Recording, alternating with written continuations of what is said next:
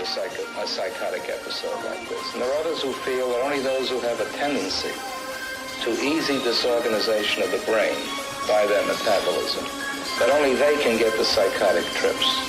Because certainly when we analyze the underlying strife or conflicts that go on in a schizophrenic when they have recovered enough, that we find not too different a set of circumstances than what we find in the neurotic.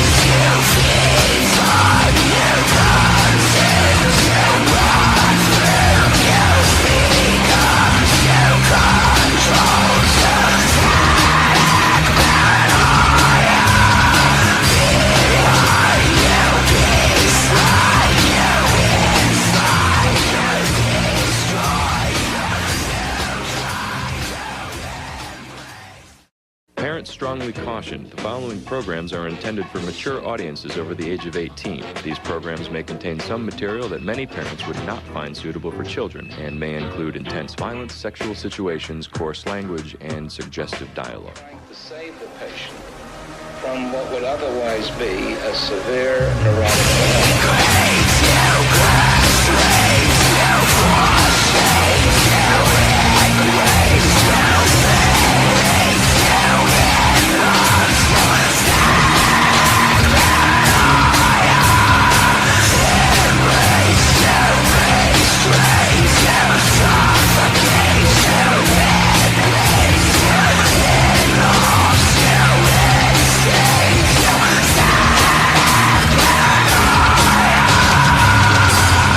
The patient that you saw me walking with demonstrates on the 8th day after admission the continuing presence of a catatonic panic.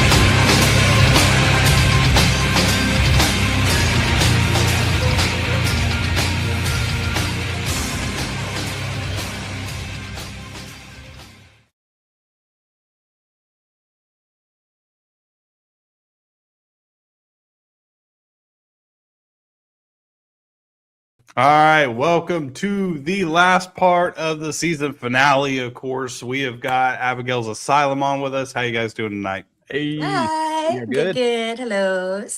Fantastic. So, I'm gonna pick on CB again. Let him start first again tonight because he's had some good ones. Just don't you start your shit with me right off the bat. Oh, you know what? I think I might. You motherfucker. I think I might. No, I'm just kidding. So, what is your guys' goals for the rest of this year so far? I mean, I know we've just started on this year, but do you guys have anything exciting going on that you guys are really looking forward to? I'll let Paul go ahead and handle this one. We've got quite a bit that we're always talking about, but there's some few things in particular. Yeah. Okay. So like we're kind of. Oh no, Paul's muted. Am I muted? No, we can hear you, Paul. I'm sorry, I just can't hear you. I have to remember that then. We are kind of constantly working on stuff. Just majority of our free time goes towards this project, and we do have a mountain of content we're sitting on. So I think, what do we say? Q2 of this year, probably like springtime, we are gonna have a couple new singles being released, and probably sometime no earlier than like July. We'll have like a full length album ready to come at you. And then there's even more after that, but I ain't going to get into that too much because that's the ways off. But you can't put all the eggs out there. Right. Don't put too much. Yep. We got a lot. Okay. All right. That sounds pretty good. So I'm going to get into an interesting one. This is for both of you. And this is one of my, I ask this every single fucking show.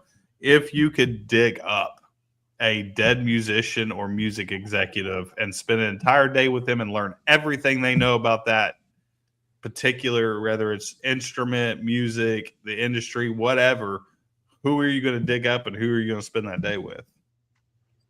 You want to go first, Paul? I got to think. I mean, I know who I would go for. Give me a minute. Go, I'm digging up Wayne Static.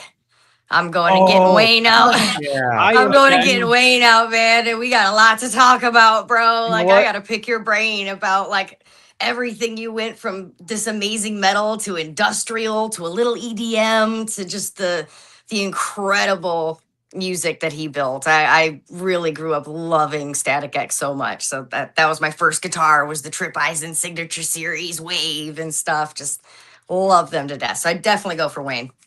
Okay, that's No, good. I'm That's the first time also- we ever got that answer, which I'm really shocked. I'm I shocked. am too. I'm also gonna go with Wayne Static. I was gonna say someone obscure. I shouldn't say obscure, but like Frank Sinatra or Bing Crosby, because I do kind of love that 1950s vibe of music. But I am from the same area as Wayne Static. I went to his rival high school. I used to hang out with his niece and nephew, and like I never got the chance to meet the guy and hang out with him. And so like getting to meet him, be like, oh yeah, I grew up in your same area. You remember this store? You remember this place? And Right. That's dope. That would have been cool to actually get to. Like, Yep. you know, I always loved Static X. yes, And I still remember how I felt the first time when Push It came out. And I was just like, what the fuck is this? Mhm. Because like I grew up a pop punk kid.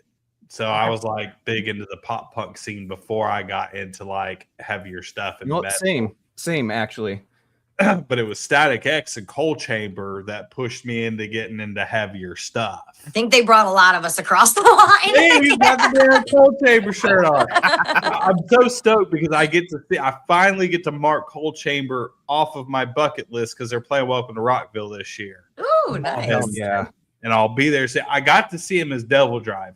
I was gonna say. Yep. Well, they were touring with Slipknot back in like 2008. Yep. Well, I did it. I helped at a show where it was Devil Driver and Ginger, and I got to be side stage and watch Devil Driver and watch Ginger. So I got to see, but Devil Driver's good, but Cold Chamber is really that one band that really pushed me towards getting into like way heavier stuff.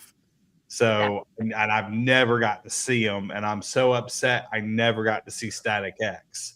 I've seen them with Etzel Dope. I just never got to see them with Wayne Static. Yep. Yeah, I didn't get a chance either. Though the one year I had the chance to do it, I feel so bad because it was really bad. It was like Ozfest, and they had 2 stages.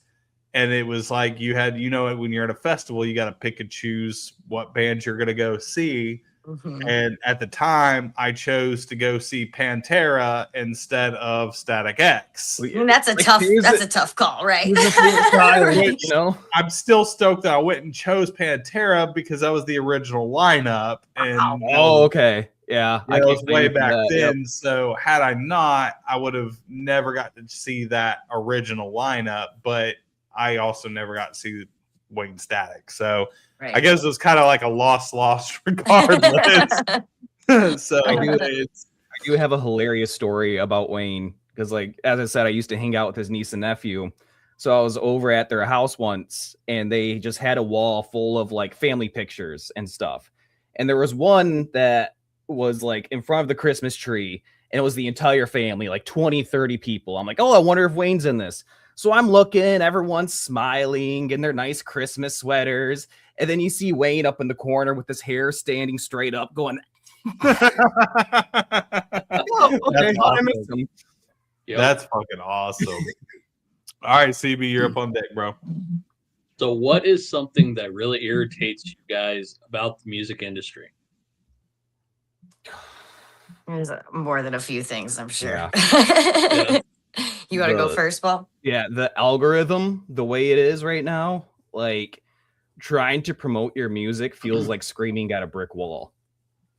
Yeah. And that's so infuriating. What did he say? The algorithm, like TikTok, the algorithm as far as like trying to push your music out there.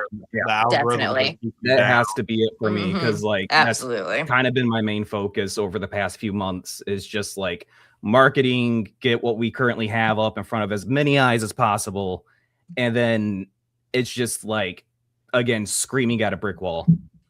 Yeah, and it's bad because it's at the end of the day, the algorithm, there's really not algorithms anymore. No. Because now at bottom dollar, it's about how much you're willing to spend to advertise. Because if you're not advertising, you're trying to do it organically. You're only having, even though you have, say you got 8,000 followers on your page, well, only 1% or less actually see it every day. Yep. Even though they're a follower, doesn't matter. Only 1% or less are seeing it. And then if you want a higher percentage, you have to pay. Yep. Yeah. And we were just talking about that before the stream.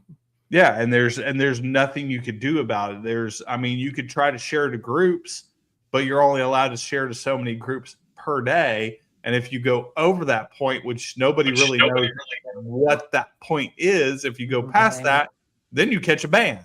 And they say that you're spamming. Correct. Which is their version of saying, hey, if you want any more than this, you have to pay us. Right. We were just saying they give you one post every now and then that like will get up into the thousands of views, and then it's just back down to that 200 jail, as they call it. Oh yeah, just to give you that first sample is free, you know. Yeah, it's like we'll give you a taste every like quarter, like every 3 months. We'll spit it out there for a second, and then fuck you for the rest of the time. Yep. All right, Ashton, what you got? It's there's some unfair stereotypes and things when you're a female in metal and rock music and doing any of this kind of side of music. Unfortunately, there's a level of aesthetics that have to be achieved that men don't even have to think twice about. I can't tell you how many bands I've seen with guys rolled out of bed, put cargo shorts on, and showed up on stage. And I don't think you've ever seen a group of girls ever once do that, girl musicians. So unfortunately, there's just some really crappy stereotypes out there that still stand where it forces girls into having to do so much more and jump through so many more hoops just to get the level of recognition that our male counterparts are getting. And we're still striving for that, even after all of the work that girls like Lita Ford and Joan Jett put in for us and everything that they've done. It's still sucks and still is a little tough out there, but I can see that this has been a really good couple of years for female metal and for female fronted metal, especially with getting a chance to getting in the mainstream and getting in front of people. It's getting better, but you know, at the end of the day, they're still like, they want you to show skin. They want you to fucking have your titties out there for the world to see. And they want you basically selling off your fucking body for the, you know, sole purpose of rock and roll. Mean, it gets even to a point of where it's like, if you weigh more than 160 pounds, they won't even put you with the record company. You know, I mean, it's pretty tragic when it comes to aesthetics, unfortunately. And it's a shame because I think a lot of amazing music is getting hindered behind aesthetics. And it does. And, you know, obviously myself, I'm a big fan of female fronted bands. Hell, my band is female fronted. And I always wanted a female because, you know, female vocals, they can do a lot of things that men just can't do. And that's just bottom line. That's how it is. And when you're writing a specific type of music that really requires a female vocalist to do it any kind of justice, they got the upper hand.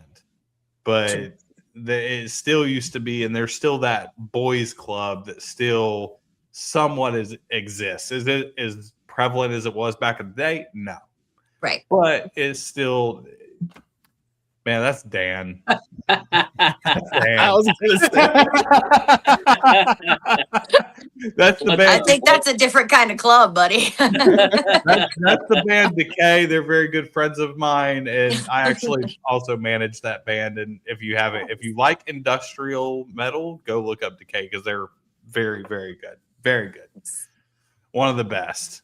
All right. So if you guys could go on tour with any three bands of your choice, they could not say no, and money is no object. What three bands would you like to take on tour with you?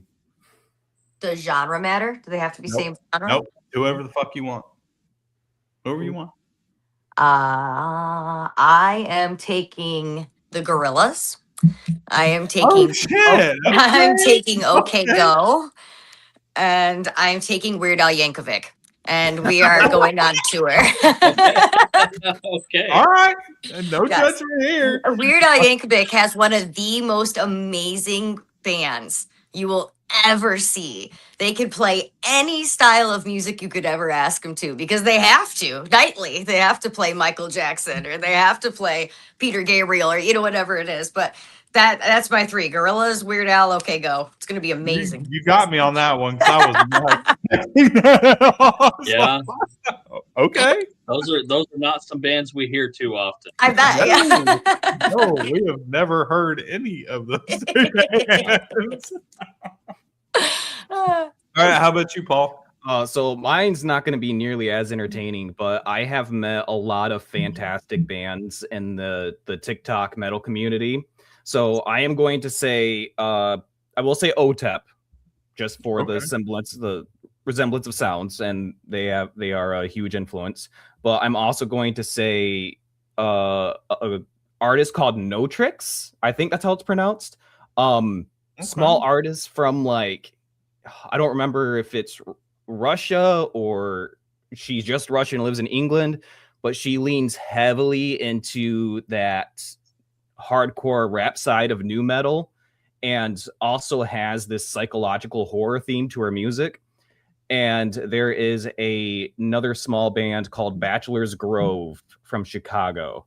I know who they are. Yep. I just seen them on TikTok. Matter of fact, They are awesome. I'm gonna have him reach out to them to try to get them on. I was gonna say, if you're going to have if I can recommend one band, reach out to Bachelor's Grove. I love them. I seen them on TikTok, and like I literally went and screenshotted all their pages and to get prepared to try to hopefully book them for next season. I think of them as almost this may be poorly described because I'm just not good at describing stuff, but like a metalcore version of Us almost, especially with like some of the background and the whole ghost story thing behind everything. So it's almost like I don't know, some weird like spooky metalcore. I've noticed genre.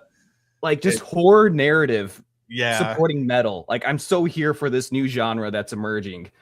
You'll like, because there's a lot of them that are coming out like that. Like you've got the band Horror Scene, and then the band I Managed Decay. They're the same way. They're horror themed. Okay. So there's a lot of like, I'm making a horror narrative playlist tomorrow. That does it. Okay, well, I already know what question's coming up next. So CB, go ahead. I already know what's in your head because I know you. Do you already know? Mm-hmm. I do. You know what they say? We're already on the subject, and this is one of your favorite questions, so I already knew where it was going. What is your guys' greatest fear? You motherfucker! You flipped it just because I said that.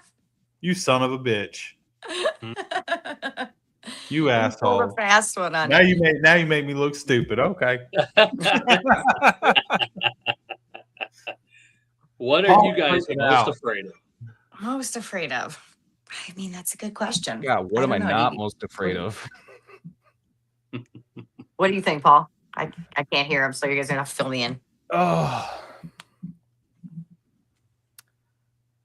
I would say like I am actually a very like self-conscious person, so I worry a lot about how I am perceived, and I think a lot of that comes from like not really having a father figure in my childhood. So like I think it's like acceptance really of like not being accepted, because I was always the odd kid out in friend groups as a kid. So I think really, I used to be the same way. Yeah, because I can fucking relate. Like I get the whole not acceptance thing because I was in the same similar situation as you growing up. And I had a hard time with the acceptance, and I was always that weird kid that read comic books hiding up in the little fucking rocket slide up at the top, and I didn't really try to hang out with it. I did play sports, but I wouldn't talk to anybody. I just went, I played, I practiced, whatever, but I didn't talk to nobody because I was scared of everyone. Yeah, well, like I had a friend group. I was just the background friend. I was the friend that never got invited. I was the friend that never got asked what my opinion was of stuff. I was the friend that none of my stuff was cool. Right. So like Yeah, even in close friend groups, not accepted. I only had like maybe one or two friends ever all through like high school. I only had like one or two people that would like hang out with me or talk to me or anything like that. But, and it was bad then, of course, with age, and I got older, I was like, fuck everybody. Fuck everybody. I don't care. Fuck everybody. It's a better way to be. Yeah. I don't care if you like me or not. I don't fucking care. So you can either jump on my bandwagon or I'll fucking put my foot up your ass and kick you off. Right. This is my shit now. All right, what you got, Ashton? I think honestly, it's the same fear that every artist is ever going to have, like the FOMO, the fear of missing out, you know, the fear of your art not being found, the fear of not being seen, the fear of just not being in the right place at the right time. I think every artist on every medium feels that, whether it's a painter or a singer or an actor. I think that's just art for you. I think that's just kind of how it is. I think that's the love hate too with it as well, is that, you know, you have to produce, you have to get this art out of your system, and you want people to see it, and you want people to relate to it, to feel something from it. But you know, you never know if they're going to, or if you're going to have that chance. So I think just the basic artist fears. Okay. I get that. Like I used to be that same way too. And like I said, I finally got out of it after going on tours and meeting bigger bands and realizing that fear kind of, and I really thought about this because there was a guy that I once met, and I won't throw him under the bus, but he always told me that if you have a lot of insecurities or fears, those insecurities or fears in the entertainment industry could turn into an ego without you actually thinking about it, because you become so obsessed with getting heard or getting seen or making it big that you just start to develop this ego about it. Mm-hmm. And that potentially will end up leading to your downfall. So the only thing that you could do is just go out there, be yourself regardless. Don't be afraid. Like, kick those fears aside, kick everything aside, and go into it with the thought of, I'm going to put this out there and I'm going to push it as much as I can. If it gets heard, great. If it doesn't, I did my best. And leave it at that. But don't sit there and be like, I have to be this rock star. I have to do this. I have to do that. Because at the end of the day, you don't. Right. I like that viewpoint. Yeah. I really had to teach myself over the last couple of years that art and music is never finished. You just have to be done with it at some point. It's when you're done with it and when you walk away from it.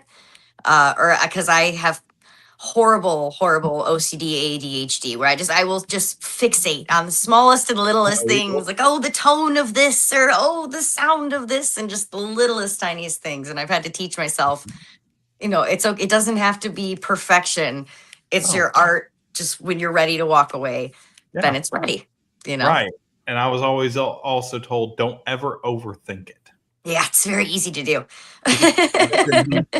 You're going to stick yourself in this box, and you're going to continue reshaping the same song over and over and over and over because you're overthinking it. And at that point, you've already spent too much time on that one song. If your gut feeling says this is a good song, don't sit there and think about, oh, the people aren't going to like this, the people aren't going to like that. No, you're supposed to be doing music for you.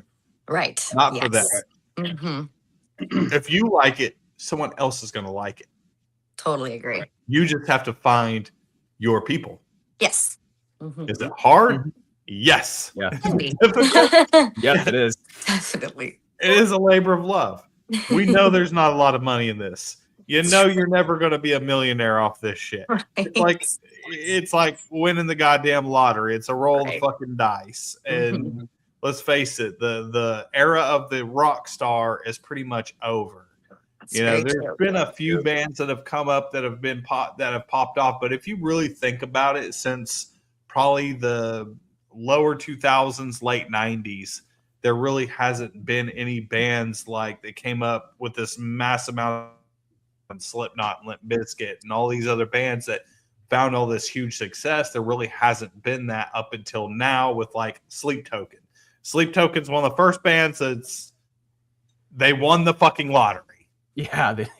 They figured something else out. They figured something new. They took a gamble and people fucking loved it. True. But there's a lot of people also hate them too. Look at all the hate on me if you want. But all over the place. I have grown to really like them. Oh, I love them. Okay, sweet. I'm they're right down there. They're one of my favorite bands.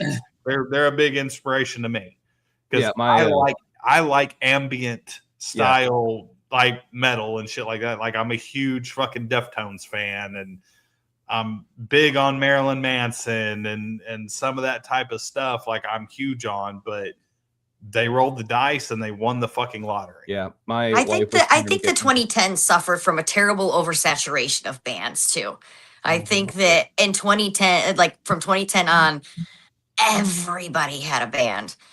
Your mom had a band. Their brother had a band. Taco Bell had a band. I mean, it was just completely oversaturated into a market where you could have YouTube and social media to display your band on your own and saturate your own market. And just by that time, it all becomes a blur of just musicians. And the bad thing is it's all on people. It's copycats, because what they do is once they see something blow up and they're making all this money, then you get all these other people that figure out their sounds, how they created it, how they did it, and then they go and fucking copy their own fucking version of it. And then by the time you know, you've got a whole genre, and now you've got 50 bands in that fucking genre that are all playing the same shit, and they all sound the exact same thing at the end of the day. Right. Mm-hmm. So if you're not creating, now you could take inspirations from those bands, but create your own sound, be you. You know, that was one thing I was always told. Don't go in there sitting there saying in your head, oh, I want to sound like Slipknot. Right. I want to sound like Disturbed. I want to sound like Drowning Pool. No, if you love those bands, you will sound like them. If you really love your bands, you won't have to think about it. You will just sound like them because they will be a part of you 100%. Maybe you're playing, but here's where things get interesting. If you find 5 different, 6 different, 7 different people that have different backgrounds and different inspirations and different bands that they like, by the time you take all that shit together and intertwine it into one sound, it's not going to sound like that. Absolutely. It's going to be something totally different. You know, if you want to go sound like Slipknot, you got to find 6 other people who want to sound just like Slipknot. Yeah. Looking for oil drum banger. Anybody? But the chance of you doing that now is extremely difficult. It's not that simple. Just to find a stage to fit them all. I mean, I would do anything. I can't fit a 5-piece on a stage, let alone 11. Oh my god! Like, I would do anything to go back in time to see Slipknot on like a small, intimate venue. Because like I saw Sleep Token at the Salt Shed before they did their arena tour, and then I saw them at Allstate Arena, and like very different experiences. So like, I saw Slipknot in an arena. I would do anything to go to a small venue and see them all cramped on one stage. I got to. Shut up. It was interesting. It's your show, but shut up. It was interesting. I went and seen them at I don't know if you guys remember that the Jägermeister music tour. Oh yeah. Mm-hmm. Yeah. Actually, I went to the Jägermeister music tour, and this year it was definitely like mid 2000s, 2004, 2005, something like that. All right. And it was the Jägermeister music tour, and it was Killswitch Engage, Shadows Fall, and Slipknot. Ooh, Slipknot was the headliner. I've seen Shadows Fall. But I had no idea who the fuck Slipknot was. What a cool way to be introduced to Slipknot. I had no clue who Slipknot. I was a drummer upside down. Yeah, I was a big Shadows Fall fan. Okay. But I think this was in between. They were going from the self-titled album into Iowa. Is when that's exactly what the era I'm thinking of too. So, well, it was probably like 2003, 2004 ish, somewhere around there. which I think the self-titled came out, what, like 90 something, 98, 99? I think 98, 99, yeah. Okay. Yeah, so I don't know if I can't remember if I was out or it was about to be out. One of the two. I can't really remember. But I just remember like I was getting ready to leave because I didn't have no clue who Slipknot Right, was. right. And this big giant dude stopped me and he was like, "You're not leaving, are you?" I was like, "Yeah." He's like, "You don't want to miss this band." Nice. He's like, "Yeah, you've never seen them, obviously." I was like, "No, I basically just came here for Shadows Fall. That's the whole reason I came." And he was like, "Just trust me, stick around and watch." And the very first song they did right out the gate was Heretic's Anthem. And I was just like, holy shit. Oh, that guy a beard. Corey Taylor was like, he spent most of the time not even on stage. He was jumping on top of tables and getting in people's faces and grabbing their fucking heads. And I was just like, holy shit, who the fuck? And what the fuck? Where the fuck did this even come from? So it was wild, and it was a cool experience. Like I seen them that, and I seen them on an arena, and by far I wish more people could have seen them in a small, intimate setting because it was utter and just complete chaos and destruction. All right, CB, you're up. So since this is our last show of this season, I'm going to ask this only one more time. Are you Star Wars fans or are you Star Trek fans? Ash and I have Was that the question you were expecting before, Jack? No, but I don't like this one either. He doesn't like this one either. This one sometimes hurts my. Okay. Sorry, man. Yeah, I'm a Trekkie all day. All day. Oh yeah. Star Wars. Oh yeah. Don't bring the hate. Bring it. That's so fine. 50-50. Come on. That's right. I have nothing against Star Trek. It's just I wasn't brought up on Star Trek. I was brought up on Star Wars. So I am a hardcore Star Wars nerd, like hardcore. I have my lightsaber actually around the corner here. I was shown Star Trek, but I didn't like it. It didn't. I was very bored with it. Tell you nothing about it. I know nothing about Star Trek. The Star Wars I loved and I was fanatical about it as a kid. I'm still fanatical to this day about it. I collect all the Funko Pops and all this other shit, and I'm like dying to go to Disney, to go to that fucking Galaxy's Edge. I want to go so fucking bad I can't stand it. To me, Star Wars is the perfect when I was younger, I liked it. It was pretty good. To me, Star Wars is the perfect blend of fantasy and sci-fi. Because like I love Lord of the Rings. I'm a huge D&D nerd. And like I've always been drawn to that kind of stuff. And like Star Wars just like fits that middle ground almost too perfectly. Do you play Magic the Gathering? I do. Oh, you're gonna be CB's best friend. Nice. Bro pulled his cards out. That's amazing. I got all my cards. I don't right have here. my deck on hand, guys. Bro, let's play right now. Wow. Fuck this interview. Let's play. This out real quick.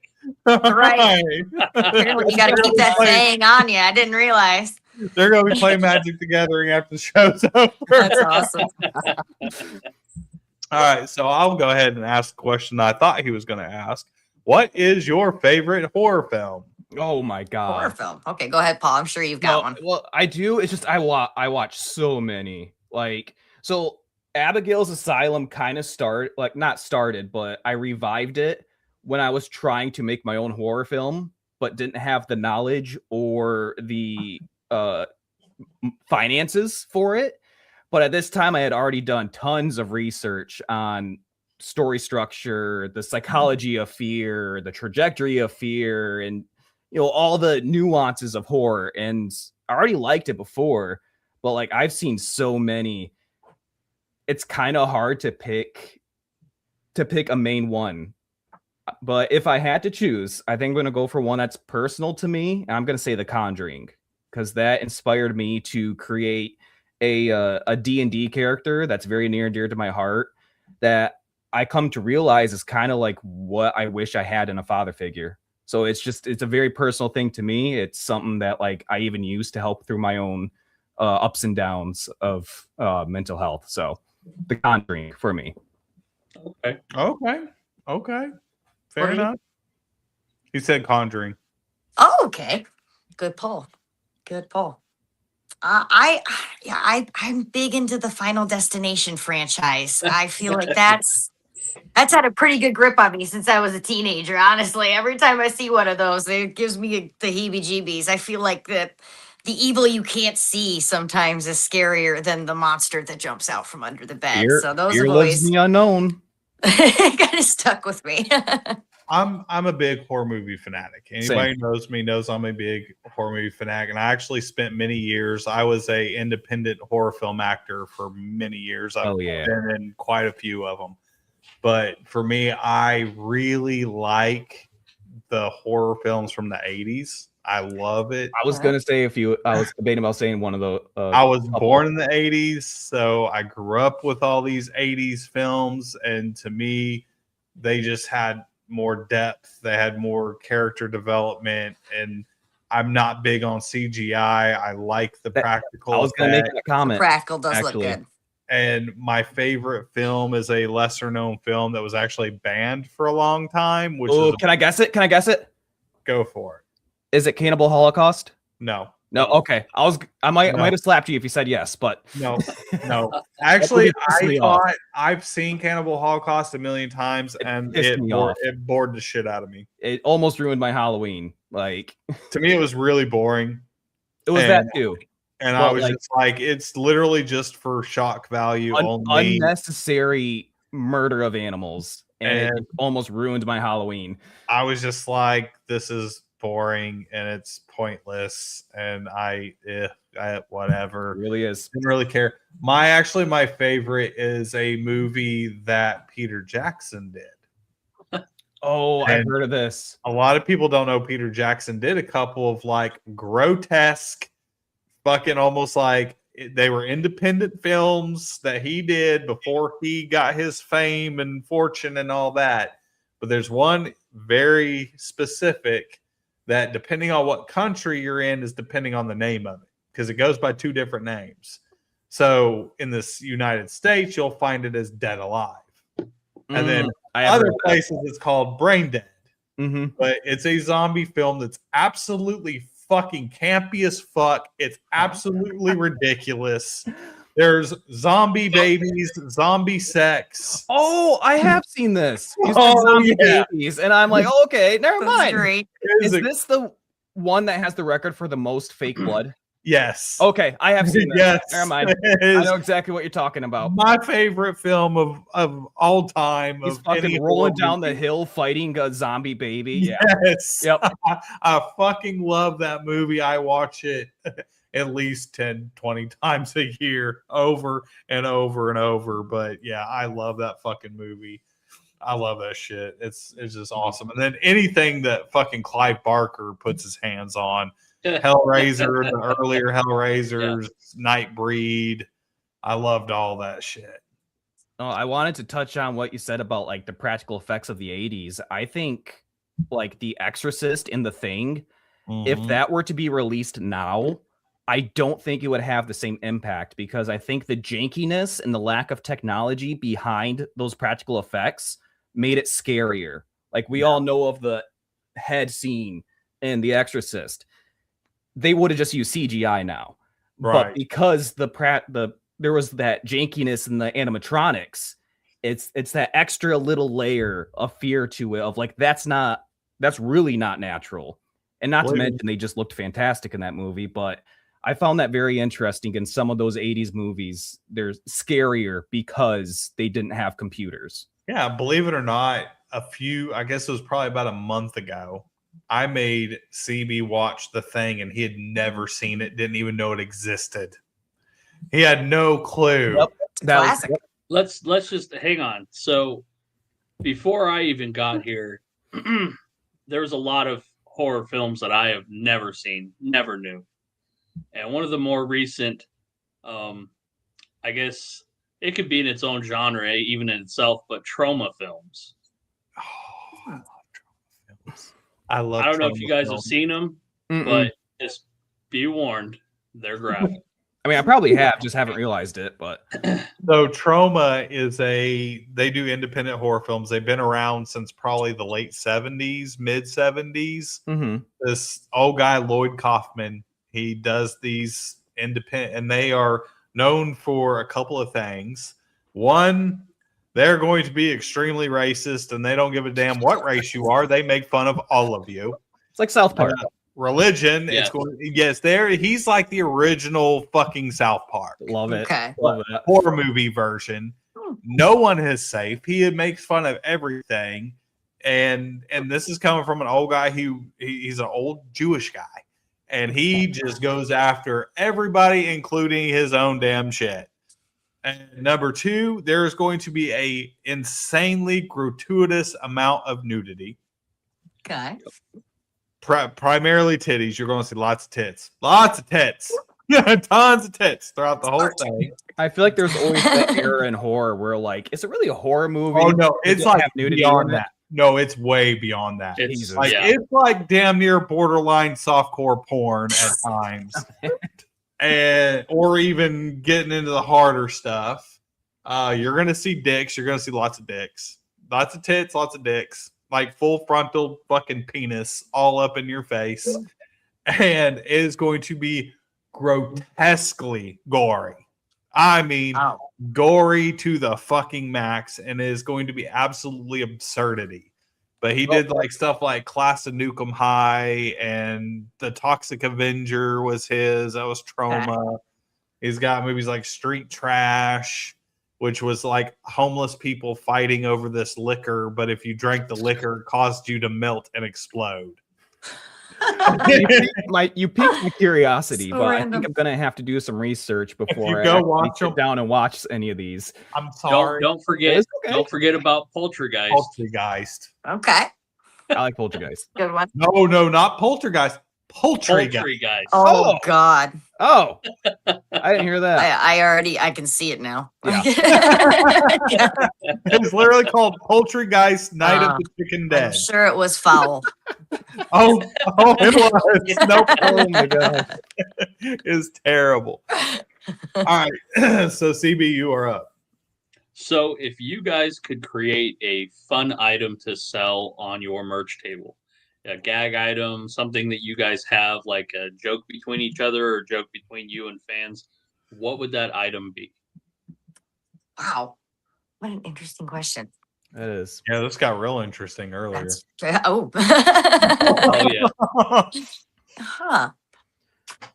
So Well, we have so much lore. Yeah, do you that's think, what I was Paul? gonna say. I'm gonna go pull away from the gag gift era, and like I would do like one of those like subscription mystery boxes where like once a month you get a part of the mystery and like all the clues baked into one box. And Mystery boxes are cool. that's what I would do. Okay. Okay. What you got, Ashton? I would say we maybe could do like a detective's kit that kind of gives you some guidance to some of the clues in our lore, and that would kind of point you in the right directions and maybe kind of give you a little more insight to what we're doing and the story that we're telling and stuff, kind of, but like make it look like a case file maybe kind of thing where, you know, That's kinda kind of a bit you more get, what I get meant. the case file and solve it yourself as your own little detective and try and figure out the answer to what happened to Abigail. Okay. So if you guys had a chance to work with any musician in the world to help you write an album, who would you want to work with? You want to go first, Paul? Yeah, I just worry I'm gonna be jumping to an answer too quickly, but I think I'm gonna go Vessel from Sleep Token. Vessel? Yeah. I just have a lot of questions for one. Some of which being like, you guys are wearing skate shoes on stage. Are you skateboarders like me? Do you want to play some motherfucking Dungeons and Dragons? But like, as well as like just the atmosphere and the lore behind it, and like, hey, can we, kind of link up our universes a little bit? Like, Okay. that's 100% what I would do. All right. Fair enough, Vessel. All right. Who you got, Ashton? Is Diane Warwick still around and kicking? the one that wrote like every single hit ever since the beginning of time. Like I would go and grab Diane Warwick. She wrote hits for Whitney Houston, Mariah Carey. I mean, just pretty much any major song that you've ever been like, wow, what a song. Diane wrote it. So I'd probably go in, but she's very, very introverted. She keeps a lot of her cards to her chest. She doesn't let people interview her. She doesn't show people her studio. She's just a, very, very cool person that obviously has had her finger on the pulse of what everybody considers amazing music. So that's what, Right. just because it's kind of like a guaranteed number one, right? Can't go wrong with that. Yeah. See, for me, it's I can't ever decide between the two, but I think both of them are brilliant, and I'm a huge fan of both of them. And for me, it's always been either a toss up between Trent Reznor or Marilyn Manson.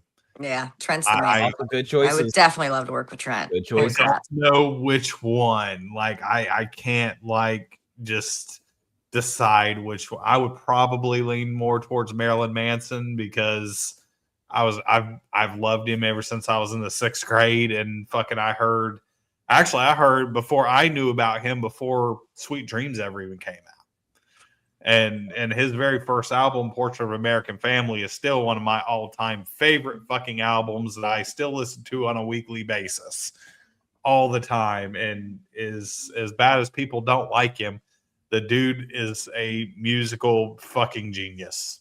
I mean, he is. You can't deny that. There's a great story about him punching Andy Dick in the throat. It's I hilarious. read that the interview on it the other day. I was like, this motherfucker really punched Andy Dick.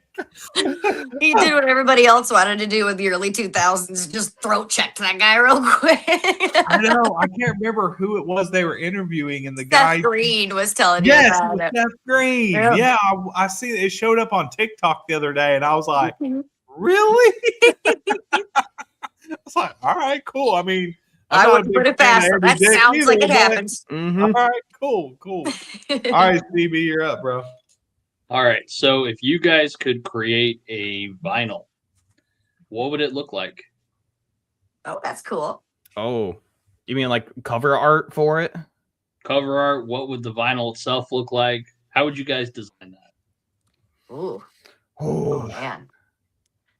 That's another great question I hadn't even considered. I mean, there's so much that we could do with artwork, honestly, especially with all of the lore that we have kind of going on. I'd want to hide some Easter eggs in the artwork somehow. We're big on that. We're big on leaving clues right out in the open. So I think that'd be fun to find someone who could really paint us a cool picture that had some clues inside of it, or maybe in the vinyl itself, maybe some sort of kind of clues and cool artwork inside would be really neat.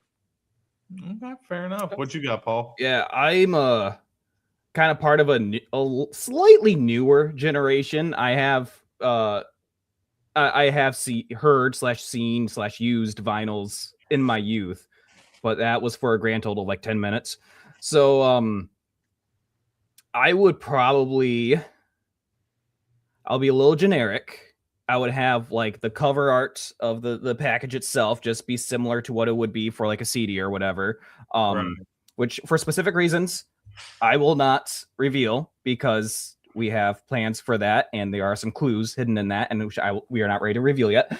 But I think the vinyl itself, I would probably want to go for like a different color scheme than usual, because like typically it's just black if I'm not mistaken.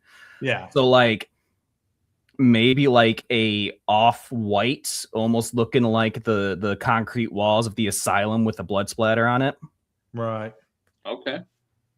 That's dope. I've seen some cool, like, I'm a vinyl collector. I listen to vinyls, so I like vinyls. But we actually just got one, or he just bought one of I Prevail, and theirs is kind of similar to that. They had 3 different ones, but I think his is the blood splatter one. And it's pretty dope. I've seen some pretty insane vinyl. I've got a bright pink Razor Blade Romance one from him. That's my favorite that I have. It's that bright, pretty pink that's on that cover for Razor Blade Romance. It's really cool. Fucking cool. That's really cool. That That's cool. Oh, yeah, for me, I just like pink. So I don't know why. But good luck. I wear a lot The vinyl world is completely new to me. I know very, very little about it. Yeah, it is, but it's all coming back. Like I've noticed, yeah. coming out with cassette tapes again, and I even saw seen a band that. the other day had 8 tracks. Oh I my was god! like, 8 tracks? Wow, I thought we what were is done with this happening? ancient technology. Is there even 8-track players? Right, who Oh, yeah. has those? Maybe. Like, I mean, I had an 8-track player when I was a kid, but like Crazy. that went out pretty quickly. I have a hard enough time finding a cassette player. I still have my VHS player from my childhood in my basement right now. Well, that's a relic. Right? Right? Does it still work? I don't know. And so it's like connected to the TV. So like I've had that same TV since I was like 7, 8 years old. So like I should fire that up for my daughter one of these years and be like, hey, this is what I had to deal with. Oh, I mean, I'm pretty sure it works. Those things were built. You could drop those and they'd still work. Like a Nokia That old phone. tech. Like it's a brick. Fair enough. Fair enough. So, if you guys, oh wait, no, it's CB. CB, you're up. Okay. My If- bad. Oh, you're good. If you guys could offer advice to new people that want to get into music, they don't know anything about it. From your experiences, what would you tell them? So like listening or making music? Making music. Making. You can't do this wrong. You really can't. You really can't do this wrong. Don't think you're doing it wrong. Don't think that you have to sound a certain way or that you have to have a certain talent or that you have to do anything any other way that anybody's ever done it, because you could fart on a snare drum and someone's going to think it's art. Honestly, you just, There's 8 billion people in the world. You just Okay? really can't do this wrong. So don't go into it scared that you're going to do it wrong. That's fair enough. I like that. I like that. All right, what you got, Paul? For me, it's something that I very much utilize is just make the music you want to listen to and like be excited on your own stuff. It feels a little narcissistic, but like if it's bringing you joy at the end of the day, that's all what we're all trying to do. And like if you have a song that doesn't make you make the stink face, yeah, let it cook a little longer. But ultimately, make music you would want to listen to. Fair enough. Fair enough. Well, it's like this, I get it. It's different for like somebody who paints or something and somebody hires you for a commission. Yes. Music is not that way. Like you're doing the music that you like for you. And originally when you sit down and play music, you're playing the music that you like, that speaks to you personally. So when you come in terms as it's an art form, yes, but it's an art form that you are doing for you. Well, I mean, you have to think about the role of composers, though, as well. You have to think about jingle writers, video game composers, movie composers. If that doesn't necessarily suit you, maybe you don't feel music from yourself. You can feel music for other people, or for businesses, or for movies, or for art. If you don't have that drive in you to create something that you feel from your heart, you might have the musical ability and talents to create for other people that can't do it for themselves. I couldn't do that. Not everybody, Like different strokes, different folks, right? I know there's a market for it, but I just I couldn't do it. Like if I don't like it and it's not what I like, That's fair though. That's perfectly fair. I'd be done. I'd just be like, fuck this shit. I can't. So everybody that watches Sound Injection knows that we always play a music video at the end of the show, which we actually have the video for Over the Line. Should we give them a little hint Awesome. of what to look for, Ashton? I don't know if she can hear me. She can't. I don't hear think you. she can hear you. No, okay. So should we give them a little hint on what to look for? He said, should you guys give them a little hint as to what to look for? You can give them a little hint. You can give them a little hint. So somewhere in the video, and this is for pretty much all of our videos going forward as well, there will most likely be some kind of QR code or a link or something that will take you to another webpage that will offer more lore and background about the song itself. Oh, And so maybe some clues too to figure out what happened to Abigail, because that's kind of our main thing. That was going to be my next question, was going into what is the song about. But if that is the case, then fuck that. Nobody needs to know. No, I mean, we'll still share what the song's about. Okay, go for it. I'll let Ashton take that because she does Ashton. 90% of the lyrics. Yeah, the song honestly is about it's about domestic violence and sexual assault. When it boils down to the basics of it, it's always over the line, and that's where the title line comes from. It's basically just a women's raging right to feeling how they feel when everything is always over the line. And I just wanted to bring a little awareness to sexual assault and domestic violence, and kind of get a little bit of awareness out there that what we go through. Okay, fair enough. Not to mention, narratively, it does present one of our suspects to the table. Oh, so if you pay close attention to the lyrics, you might find that we have layers. We're like an onion. Yep. You might find some clues on if this person is responsible for what happened or not. Okay, fair enough. So on that, anybody that's watching this, please go check out Abigail's Asylum. Go follow them on all their social media accounts. Don't be a pansy ass. It only takes a few seconds to go hit that fucking follow button and support these bands. It's absolutely free. It just takes you a few seconds. On that, we're going to play the video. We love everybody. Thank you so much for everybody who has been following us, watching the shows, following these bands. This is the season finale. We will not be back till the end of March with the beginning of season 5. We will actually be having the giants from Germany. Dimitri Paradox will be coming on. And until then, we love everybody. Thank you so much. Have a great night. You guys stay put. We want to talk to you after the show. Awesome. Good night. Thanks, guys.